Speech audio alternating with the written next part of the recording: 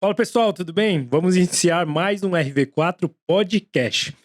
Por que a gente escolheu esse nome em podcast?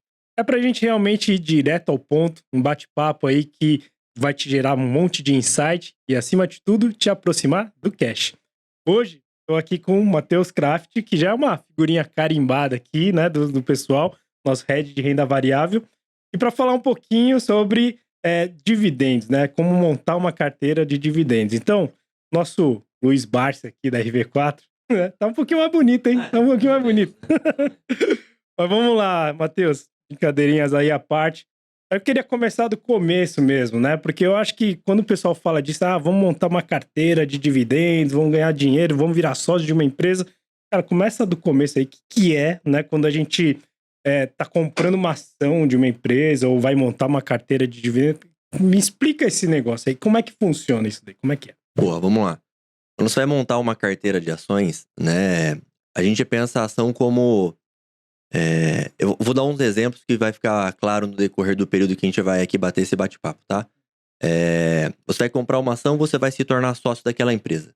Então vamos dar um exemplo aqui. Você hoje usa um celular da marca Apple, por exemplo, né? Então você consegue ser sócio dessa empresa. Você é um sócio minoritário, né? Um pedacinho menor da empresa, então você acredita que aquela empresa tem um potencial, seja por estar na vanguarda da tecnologia, seja porque aquela empresa, você gosta do ramo que ela atua, ou você mesmo trabalha dentro daquela empresa, você pode comprar um pedaço daquela empresa, né? Então, desse jeito, você vai se tornar sócio de uma empresa e você pode também colher os frutos dos dividendos distribuídos por aquela empresa. Legal. Então, só até para a gente começar aqui também do começo. Quando você compra uma ação, você pode ganhar teoricamente de duas formas, certo? Pela valorização da própria empresa, nesse sentido, do valor dela, certo? E tem essa parte do dividendo. Hoje a gente vai falar um pouquinho mais especificamente do dividendos, mas separa para mim aqui esses dois conceitos, só para a galera entender bem o que é isso. Isso como você falou, existe dois jeitos de você remunerar, né? Quando você se torna sócio dessa empresa. Muitas das vezes a gente compra na esperança, né, da valorização de capital. Então eu compro uma ação a R$10 e passa um determinado período e você tem a valorização daquele ativo. Exemplo, foi para R$11. Então você teve uma valorização de 10% de capital, né, daquela ação, né? E essa ação ela é negociada em bolsa. Então você consegue estar vendo qual é o preço de mercado daquela ação. Então você consegue ali saber, né, os parâmetros de negociação de entrada, de saída, quanto que está valendo no mercado, e se você tem valorização ou desvalorização. Tá bom, ok. Esse é o primeiro modelo. O segundo modelo é você receber os proventos distribuídos por aquela empresa, aquela companhia no decorrer também do período.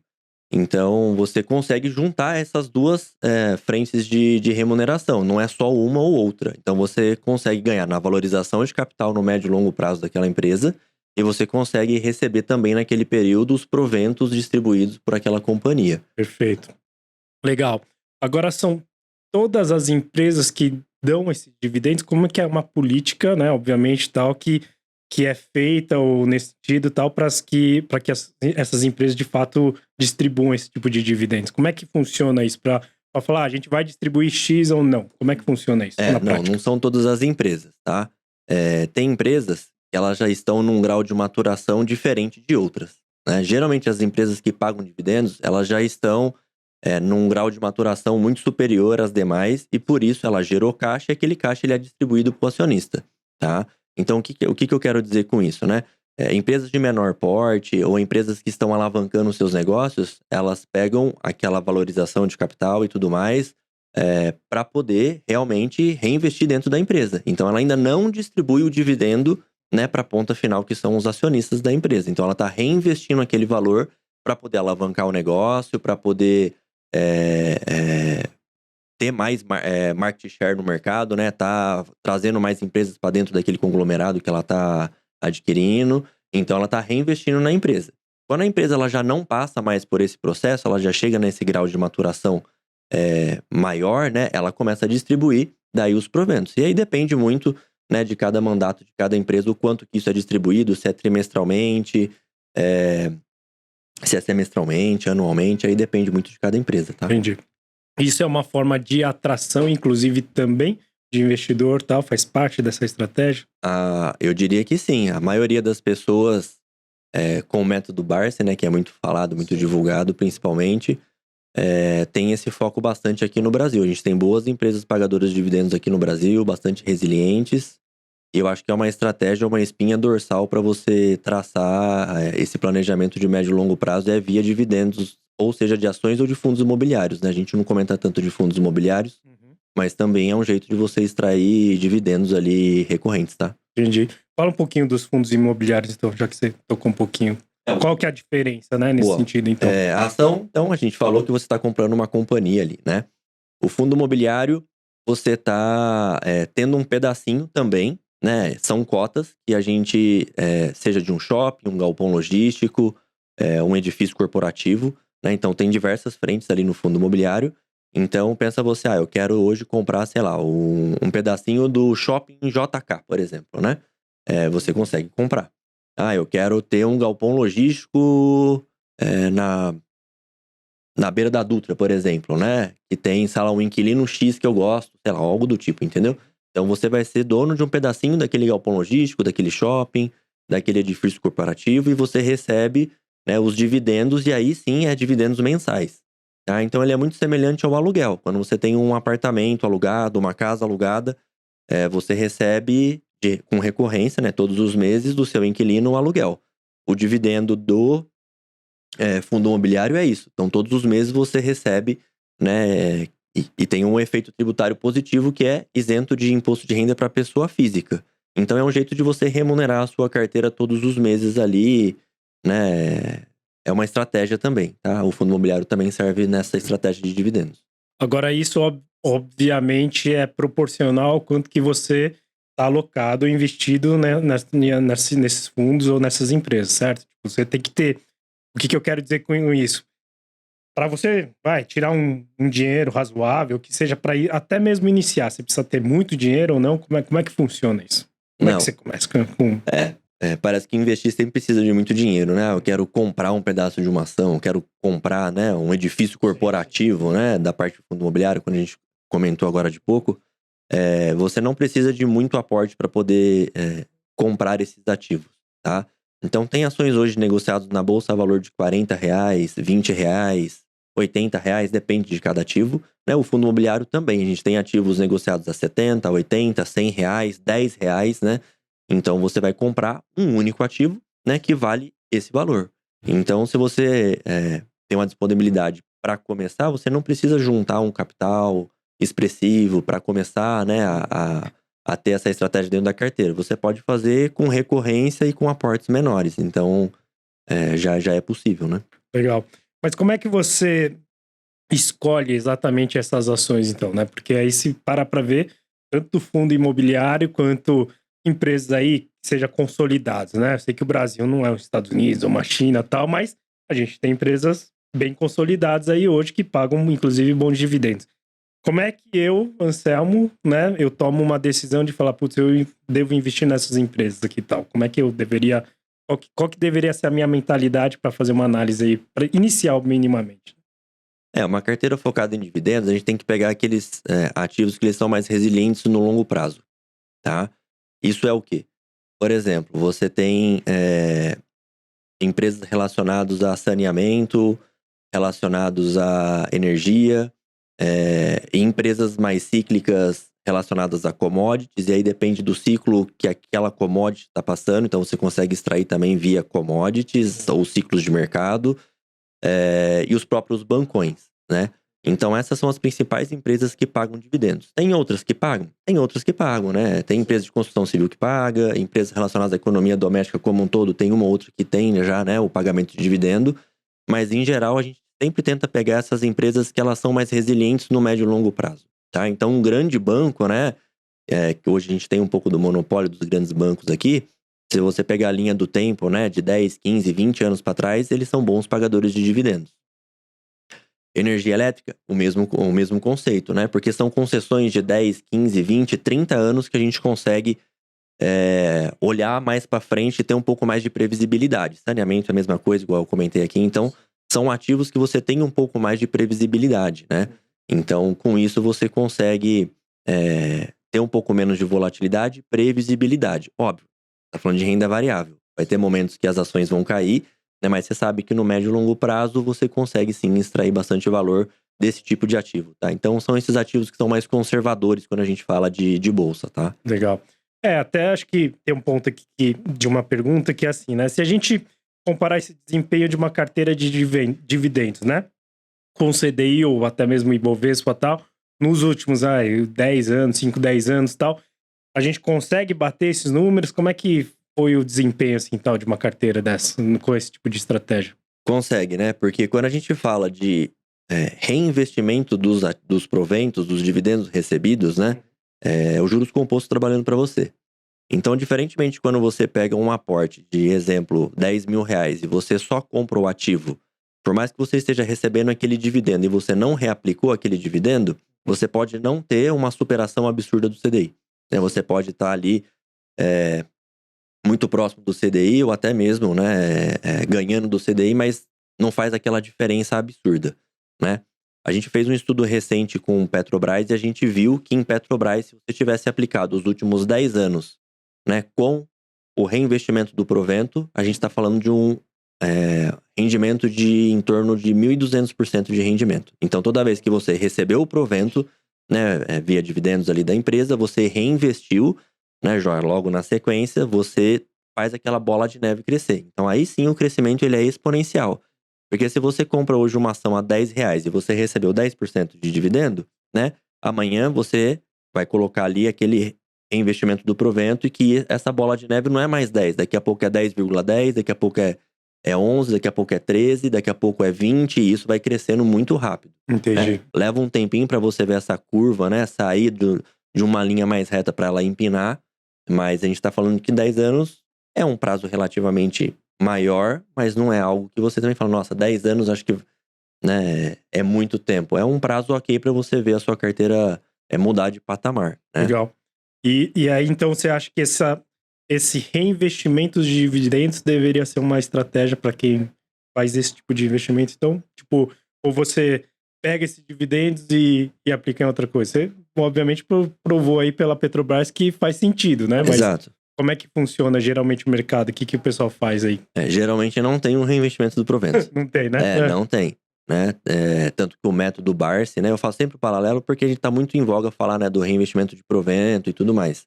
Então, o reinvestimento do provento é o ideal se você quer antecipar, sei lá, o seu objetivo financeiro, seja independência financeira, aposentadoria, não sei, né, qual é o objetivo, mas o reinvestimento do provento deveria ser, né, a virada de chave para você ver realmente o seu patrimônio ser diferenciado na renda variável, tá?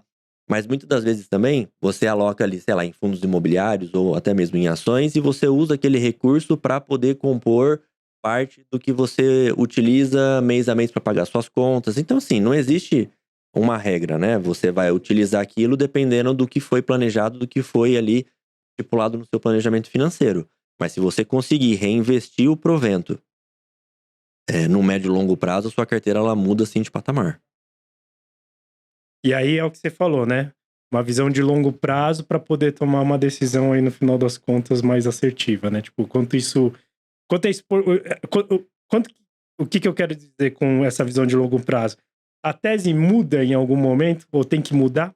Ou se você começa e quando que muda, né? A gente tá vivendo, por exemplo, um momento bem caótico aí e tal, mundial, né? Nesse sentido tal, com muitas incertezas. Mesmo nesses momentos, tal, uma empresa que tem solidez e tudo mais, tal, as pessoas tendem a mudar a tese e tudo mais, sai de um papel como esse, como é que funciona? Essa gestão ativa, ela é fundamental, né? Porque se às vezes você compra um ativo que naquele momento, principalmente quando é ciclos de mercado, é um ciclo muito positivo, de juros mais baixo, e aí aquele determinado setor, ele tem um melhor potencial naquele cenário. E aí você compra o ativo e você ganha dinheiro com aquele ativo. Sim. Só que o cenário muda. E a gente tem um estresse, a gente tem, sei lá, conflitos geopolíticos, movimentos macro deteriorando, até mesmo um problema interno no Brasil, qualquer que seja o problema, né? E aí mudou o cenário macroeconômico. E aí juros sobem, inflação explode, dando qualquer exemplo aqui. E aí aquele setor que você estava posicionado, ele começa a ter queda. Por mais que você já ganhou dinheiro, se você não realizou, né, você começa a ter prejuízo. E às vezes aquele prejuízo ele começa a se acentuar porque o movimento macro desfavoreceu aquele setor. Então essa gestão ativa que a gente faz aqui dentro, o que é a gestão ativa? É você estar olhando constantemente se aquele ativo que a gente comprou, ele ainda está dentro daquele call que a gente deu, né? O que é esse call que a gente deu? A gente comprou, às vezes, num objetivo de angariar 30% de valorização de capital e capturar, sei lá, 10% de dividendo num período X. Se eu atingir aquele objetivo, né, a gente pode realizar parte desse lucro e ir buscar num outro ativo, agora, né, dependendo das condições de mercado, ou eu posso realizar tudo. Isso tudo a gente fica analisando do lado de cá.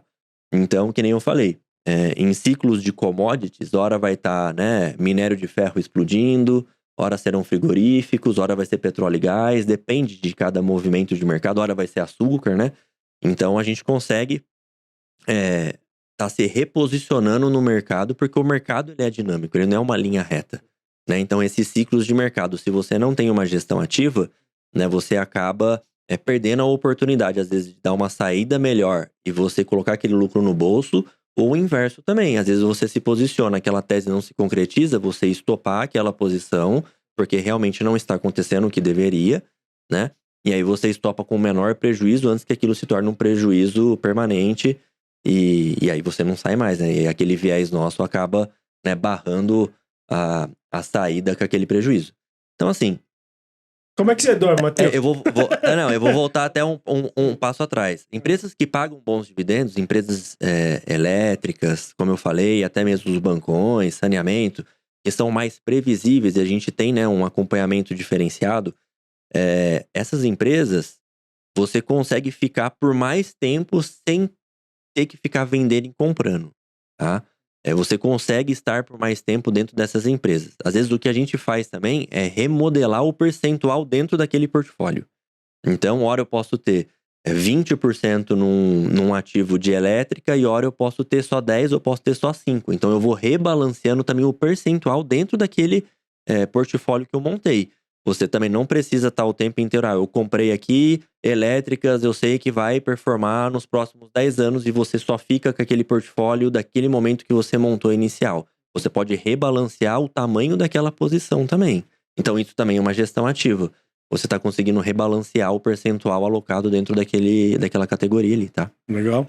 Eu falei brincando, mas como é que você dorme? Acho que é um ponto, né? Você cuida de tantos clientes aqui, obviamente da RV4 e tudo mais e tal, e com essas mudanças, né, que acontecem no mercado e tudo mais e tal. Pelo nosso histórico, eu sei que a gente acerta muito, né? Mas tem momentos que também o mercado bate na gente, obviamente e tal. Como é que você dorme? Como é que você lida com todas essas emoções aí e tal? Como é que você faz aí e tal? Pra você, obviamente, ter mais pontos positivos do que negativos. E como é que você lida, inclusive, com isso, cara?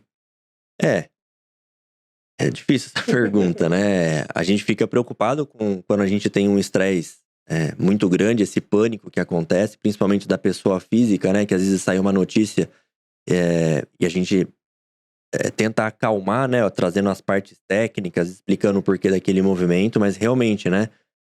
Quando tem um estresse generalizado de mercado, é mais difícil de conter as emoções ali. Você tem essa preocupação, sim. né? Porque a gente tá cuidando do dinheiro do cliente. Mas aqui na RV4 a gente tenta sempre ser muito conservador na renda variável, tá? E o que é ser conservador na renda variável? Como a gente comentou, o nosso foco principal aqui muitos dos nossos clientes, eles buscam o longo prazo aqui com a gente, né? Eles não estão olhando aqui aquele trade específico que eu quero ganhar 10% em 10 dias. Cara, isso é muito difícil de acertar. Então, quando a gente monta uma carteira de investimentos aqui dentro da RV4, a gente sempre busca ter um percentual na renda variável.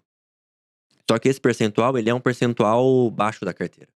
Porque a gente sabe que a renda variável no portfólio geral da carteira como um todo, ele vai potencializar no médio e longo prazo a carteira do cliente. Ele vai ajudar a chegar mais rápido nos objetivos estipulados ali no momento de zero daquela estratégia que ele bolou, né? Então, aqui a gente parte do princípio que a carteira de dividendos, seja de fundo imobiliário ou de ações, ela é o pontapé inicial para a gente começar essa estratégia de renda variável aqui dentro do escritório, tá? Então a gente monta um portfólio ali composto de 10 ativos, 6, 8 ativos, depende do momento, focado em dividendos. São empresas que são menos voláteis, que são empresas que vão te pagar ali os proventos. Então a gente consegue, no médio e longo prazo, entregar rentabilidade via essa carteira. O curto prazo é difícil, igual você comentou, porque vão ter momentos, janelas de curto prazo que vão machucar. Às vezes você está perdendo 10, 15%, mas é uma fotografia e não é o filme completo, tá? Então essa é a primeira parte. A segunda parte, a gente também faz estratégias paralelas a essas que são as carteiras principais que a gente leva para o longo prazo. A gente monta, às vezes, teses de investimentos, aonde aquela tese tem, sei lá, um vencimento de 6 meses, 1 ano, 2 anos, depende da tese que a gente está fazendo, e ela compõe paralelamente essa carteira que é a carteira principal. E muitas das vezes dessas estratégias, quando tem um movimento de mercado um pouco pior, estresse de mercado, igual eu comentei, né? Tem muita volatilidade, muita notícia acontecendo, mas a gente gostaria de comprar uma ação X, por exemplo, a gente consegue via algumas estratégias, algumas ferramentas que a renda variável permite, a gente consegue entrar com capital protegido. Então, o que seria isso? A gente vai entrar numa ação X e daquele momento em diante, se o mercado cair, tiver uma correção de mercado ou aquela tese não se concretizar e o ativo tiver uma performance negativa, você não tem perda do principal. Você está com capital protegido, né? E aí a gente tenta buscar essas teses paralelas a essas carteiras estruturais para a gente conseguir também no médio e longo prazo extrair valor do mercado. E assim, é o mercado que dita o que a gente pode fazer. Ora a gente vai estar... tem essas teses, né, de capital protegido, a gente vai estar mais peito aberto no mercado, a gente vai estar comprando ativos sem proteção, mas tentando extrair mesmo bastante valor do mercado. E ora a gente vai estar mais conservador, com capital protegido nessas estruturas que a gente faz, em carteiras mais focadas na parte de dividendos, né? Mas é um pouquinho assim que a gente trabalha. Então é um percentual menor da carteira do cliente que está em renda variável, focado em dividendos, boa parte com capital protegido, mas se o mercado andar, ele vai conseguir extrair da mesma maneira, né, um resultado bastante interessante. Legal. Então a gente dorme mais tranquilo. Sim. Né? Não, bacana. Então, mesmo a gente tendo esse perfil, né, conservador e tudo mais, tem todas essas proteções que a gente faz. A gente vai para as empresas que estão mais consolidadas e tudo mais e tal. Tem clientes que ainda são resistentes, né, ao mercado de renda variável e tal. Qual que é esse tipo de perfil desse cliente e tal? E qual que é o perfil que aceita mais, né? Porque, assim, talvez eu tenha um perfil muito mais agressivo, né? Já empreendi e tudo mais e tal. Então, eu aceito muito bem esse tipo de risco e para mim faz total sentido. Você talvez não tenha que me convencer muito, né? Nesse sentido, para falar, putz, óbvio, né? Tal. Falei, cara, no máximo eu fico no 0 a 0 um ano e depois eu posso ganhar muito mais. Eu sempre olho mais pro ganho. Como é que é a diferença desses perfis aí e tal? E como é que você lida para explicar esse mercado para eles? De novo, eu entendo que ter renda variável dentro da carteira do cliente sempre é benéfico, né? O que vai diferenciar de um cara arrojado igual você para um cara mais conservador é o percentual que ele vai ter dentro da carteira dele, tá? E é essa pergunta que eu sempre tento levar. Mas, porque o que a gente vê? O cliente, ele tem medo de perder o principal. Ele acha que se ele colocar, isso daqui é um jogo. Se ele colocou 10 mil reais, 10 mil reais amanhã pode virar pó, né? Mas se a gente está comprando uma empresa sólida, né? Ela pode passar, como eu falei, por um momento de turbulência, um momento de estresse, e aquele ativo ele vai cair, mas ele não vai cair 100%. Ele vai cair 10, 15, 20, 30%, mas depois ele volta. Por quê? Porque é um movimento de mercado que traz aquela volatilidade negativa, né? Então, a gente tenta entender com o cliente até que ponto e até a qual percentual ele ficaria confortável dentro daquele portfólio total da carteira dele, tá? E aí eu volto à pergunta, poxa, se você tem hoje uma característica que te dá a abertura de entrar em renda variável, só que eu entendo que o seu medo é perder, né, dinheiro, e eu tenho hoje uma estratégia com capital protegido, será que não faz sentido a gente entrar, então, numa estratégia onde tenha só o capital protegido, né? E aí a gente começa a fazer, a entrar de uma maneira mais conservadora até, né? Em vez de você comprar uma carteira onde tem ali 10 ativos focados em dividendos, né? Que daí ele tá livre da oscilação do mercado. Se cair, você vai sofrer, né, a perda. Mas se subir também, você não tem limite nenhum para ganho. na estrutura você vai ter ali o capital 100% protegido. Então, em vez de você entrar com ações soltas, eu não posso entrar, sei lá, com capital protegido? Será que não faz sentido? Então, dessa maneira é onde a gente tenta mostrar que é possível você não perder dinheiro. E aí, conforme ele vai tendo esse sentimento que você, no médio e longo prazo, consegue extrair valor do mercado, aí você consegue entrar com outras estratégias que são um pouco mais arrojadas, de comprar uma ação solta, comprar um fundo imobiliário ou qualquer que seja a estratégia. Então, é dessa maneira, é entender a que percentual você pode, né, colocar dentro do seu portfólio total a renda variável, que não vai te tirar o sono. Seja 2%, 3%, 5%. E dentro desse percentual, até que ponto você se sente confortável se um dia você acordar e tiver caído 10% uma única ação, né? Você falar, cara, eu acho que eu não aguento essa volatilidade, a gente vai ver só capital protegido, porque hoje a gente consegue montar esse tipo de estrutura. Show. Né? Legal, muito bacana. Agora, falando um pouquinho de um termo técnico, que também acho que talvez é o que faz com que as pessoas assustem, né? Dividend yield, né? Falei, cara, o que é isso tal e por que isso é relevante numa análise, por exemplo, para a escolha de uma empresa que paga dividendos? Tanto na parte de fundo imobiliário quanto de ações, às vezes a tomada de decisão do investidor, ele vai olhar lá, sei lá, um conglomerado de 20 fundos imobiliários que ele escutou, ou que ele fez um curso, ou que o vizinho comprou, e ele vai falar assim, olha, dentro dessa quantidade de fundos imobiliários ou de ações que eu estou analisando, o maior dividend yield é de 15%. Ah, eu vou comprar isso daqui. Que significa o quê? Esse 15%? É 15% ao ano que ele vai receber de dividendos daquela empresa ou daquele fundo imobiliário, né? E aí ele toma a decisão pelo maior pagamento de dividendo. Tá correto? Muitas das vezes, não, né? Se tem dentro daquele setor, aquele papel, por exemplo, tá pagando 15% e todos os outros estão pagando na média de 12%, se ele tá pagando mais dividendo, é porque existe um risco atrelado maior do que os demais daquele setor. Explica melhor isso para mim, não entendi. Por que tem mais risco aí se ele consegue pagar mais? Então, não existe almoço grátis, né? É isso que a gente fala no mercado. Então, tudo o que tem um pagamento maior de dividendo, provavelmente tem um risco maior atrelado a isso. Então, tem ativos que têm um pouco mais de risco de mercado, né? Então, a volatilidade daquele ativo é maior. Então, ele tem que atrair mais... Ele tem que ter mais atratividade para esse risco-retorno funcionar.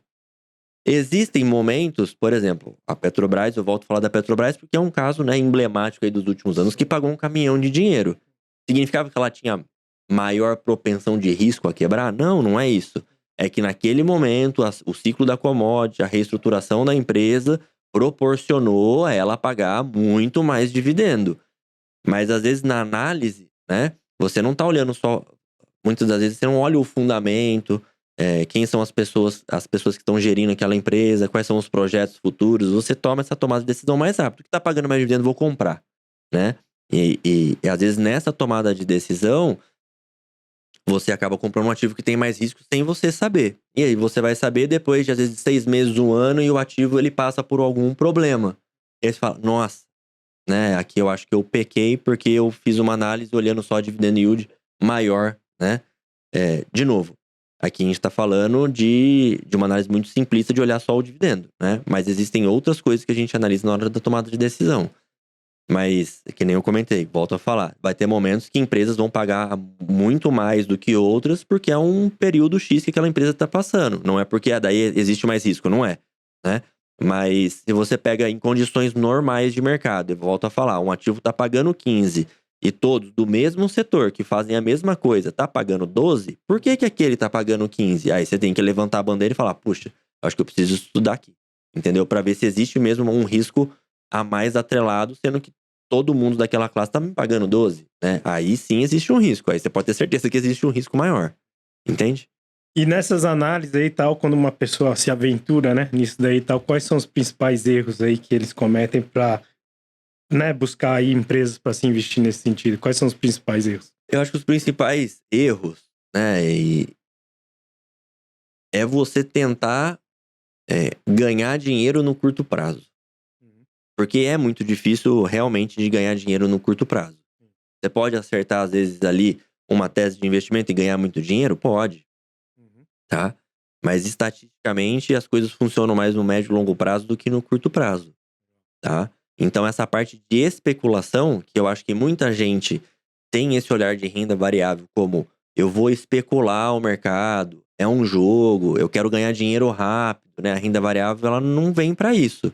A renda variável, ela vem com uma estrutura de médio e longo prazo. E a gente sabe que no médio e longo prazo, né, os ativos eles vão te entregar uma performance muito boa. Só que você precisa ter essa paciência. E infelizmente no Brasil a gente está num período grande de paciência, né? Mas se você pega, por exemplo, o histórico das ações americanas, que teve, né, tem uma performance bem acima da média, comparado ao Brasil principalmente, você vê que lá fora as coisas funcionam de uma dinâmica muito maior, muito mais eficiente. E você consegue também extrair valor, tanto na valorização de capital, e consegue comprar empresas lá de fora também que pagam bons dividendos. Então a gente dá muito exemplo do Brasil, mas hoje é muito fácil você investir em outras regiões. Você pode comprar China, Europa, Índia, países emergentes como um todo, Estados Unidos, você pode comprar o que você quiser. A gente consegue fazer isso daqui do Brasil, conseguir investir em empresas do mundo todo. Antigamente era muito mais difícil, né? Então, às vezes você queria comprar uma companhia, sei lá, um McDonald's da vida, uma Nike, uma Apple, Microsoft, qualquer que seja a empresa, era mais difícil de você ter acesso a esse mercado. Hoje é muito mais simples, né? Mas as empresas no Brasil, elas pagam bons dividendos. Então, quando é foco em dividendos, eu prefiro estar aqui no Brasil, porque eu acho que tem uma boa performance. Legal, de bola. E você já viu aí alguém investir 5, 10 anos, né?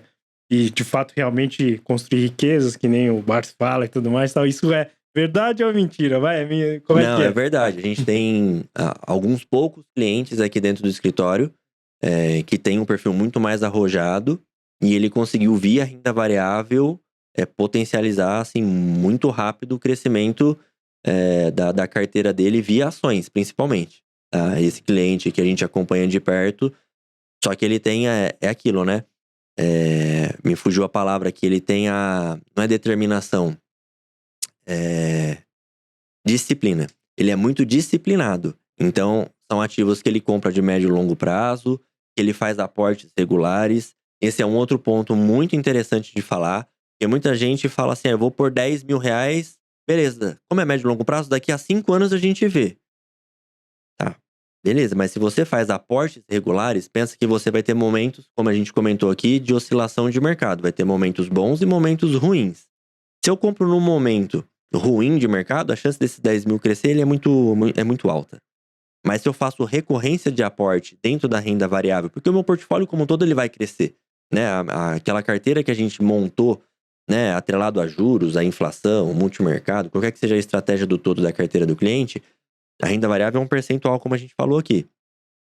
Se a carteira como um todo ela está crescendo, aquele percentual que a gente determinou no momento D0, por exemplo, for 10%, o portfólio todo está crescendo, aqueles 10% já não é mais 10%, caiu para 8%. E você tem apetite para 10%, e você precisa aumentar, então, esses 2% que faltou da carteira. Aí você tem um aporte, né, com uma certa recorrência. Se você faz aportes com recorrência, você vai pegar momentos distintos de mercado. Então você vai comprar na baixa, no momento lateral de mercado, você vai comprar na alta, você vai comprar em diversos momentos, em momentos que você consegue extrair mais, como fala?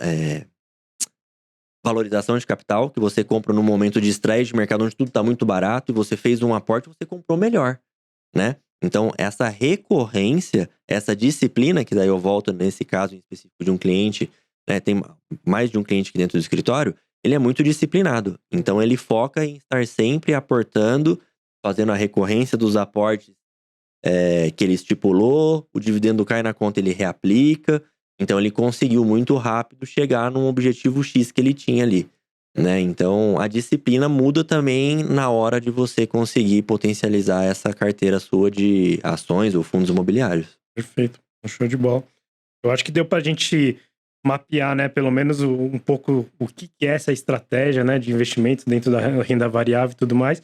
Mas pra gente ir pros finalmente aqui, Matheus, para quem tá começando, né? Quais são as primeiras dicas, então, tal, né? Para ela dar o primeiro passo, entender como é que funciona, o que você falaria para essa pessoa?